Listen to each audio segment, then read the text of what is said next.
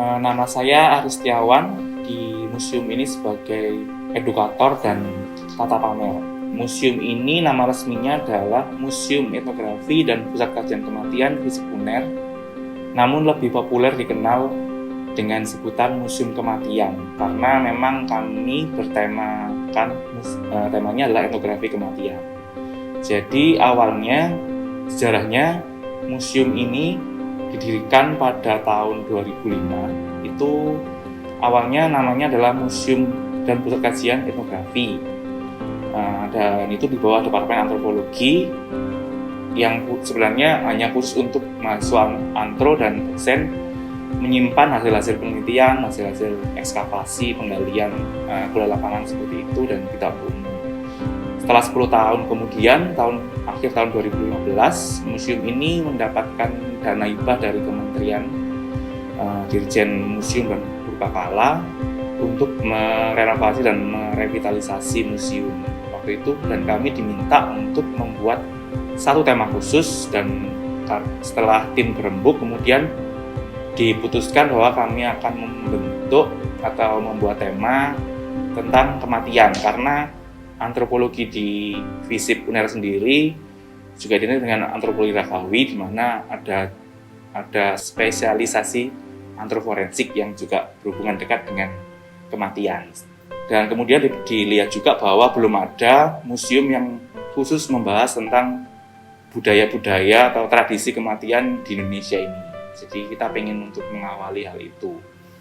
Seperti itu. Kemudian setelah 2015 mendapat dana, 2016 kami membuka ulang dan kemudian dibuka untuk umum, tidak hanya untuk konsumsi atau tidak hanya untuk kepentingan Departemen Antropologi, tapi untuk masyarakat umum sebagai salah satu sarana edukasi juga dari kami untuk semua masyarakat umum. Seperti itu. Oke, kalau museum ini sendiri saat ini ada 4 ruangan pamer yang bisa dikunjungi.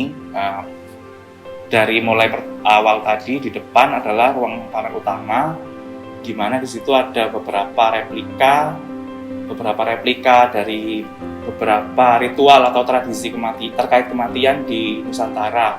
Ada yang dari Trunyan, Bali, kemudian dari Tanah Toraja, kemudian ada juga yang dari beberapa daerah di Indonesia yang unik itu disampaikan di situ. Nah, bedanya kami dengan museum-museum yang lain, mungkin kalau di museum yang lain kita hanya sebatas melihat suatu benda koleksi, kemudian penjelasannya hanya sedikit di bawahnya seperti itu.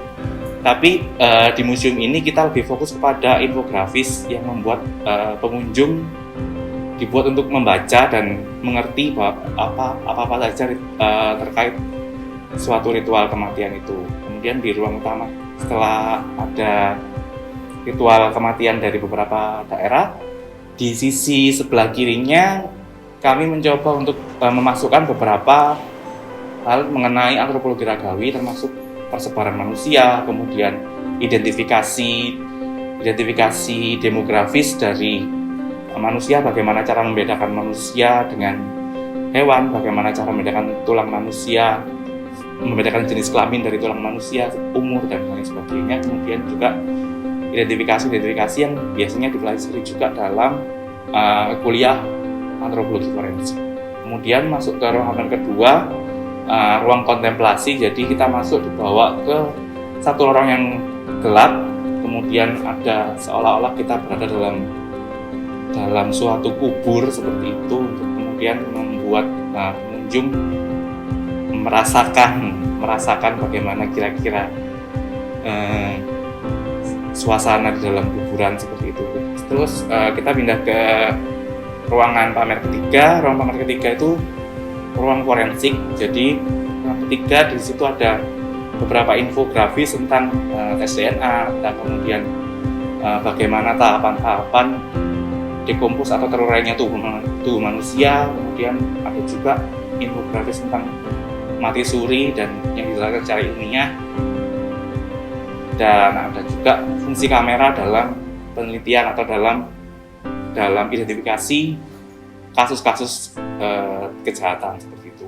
Kemudian yang terakhir di sini ini adalah ruang rekreasi, jadi common room. Seperti setelah banyak info yang cukup berat di 3 ruang tadi, di sini mungkin hanya trivia seperti ini ada kuburan unik, ada bunuh diri massal, ada fakta ilmiah hantu dan lain sebagainya yang dibuat untuk sesantai. Ada juga tempat-tempat duduk untuk kemudian diskusi, atau setelah pengunjung berkunjung ke 3 ruang tadi kita bisa bahas-bahas hal-hal yang tadi sudah dibaca di 3 ruang sebelumnya, dan juga mungkin ada spot selfie juga di sini seperti itu. Kalau untuk ruang setelahnya ada ruang lab dan ruang multimedia atau ruang pertemuan. Itu kalau untuk laboratorium tidak bisa dikunjungi oleh pengunjung umum, harus dengan izin, karena di situ kita juga melakukan kerja-kerja identifikasi. Kalau untuk kemudian biasanya ruang multimedia atau ruang pertemuan biasanya bisa digunakan untuk seminar atau untuk pertemuan-pertemuan rapat yang atau workshop yang berhubungan dengan museum. Seperti itu. Untuk arah FISIP, semoga pandemi ini cepat selesai sehingga kalian semua bisa segera berkunjung di sini, dan jangan sungkan untuk kemudian masuk, tanya. Kemudian kalau kalian mau bikin apapun boleh, tidak terbatas hanya mahasiswa antro saja, karena semuanya ini juga milik FISIP, ini milik UNER, jadi pastikan semuanya berkunjung ke sini.